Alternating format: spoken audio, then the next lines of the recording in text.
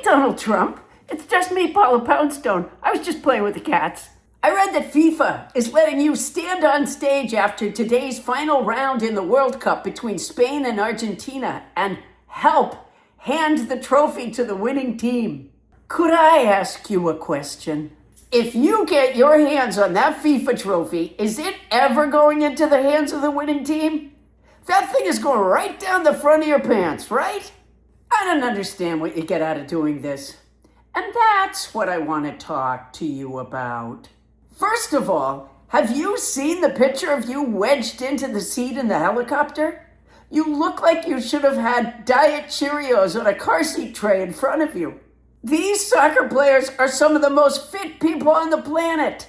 Nobody but their peers will come off looking very good standing beside them, but there are degrees. I wonder if Don Jr. and Eric have already placed polymarket bets on how many seconds pass when you're helping hand the trophy to the winning team. Before you start talking about the soccer player's thighs and saying in your Jimmy Durante voice that you don't like good-looking men.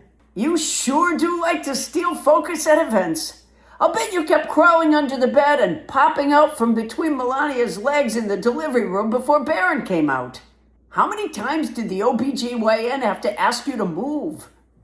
Did they use forceps on your head?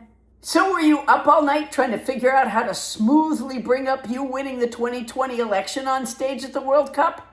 By the way, if you had evidence that China interfered in our elections, then why were you practically slathering magic Pudgrow on Xi's member from the chair he had lowered for you at the dinner on your China visit? You know I like you, Donald, which is why I hate to see you get yourself in the terrible situations that you do.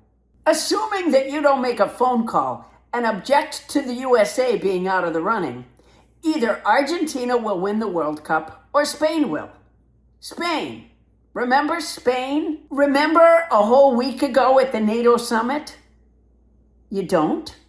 Well, you talked trash about Spain. You said Spain is a wasted cause.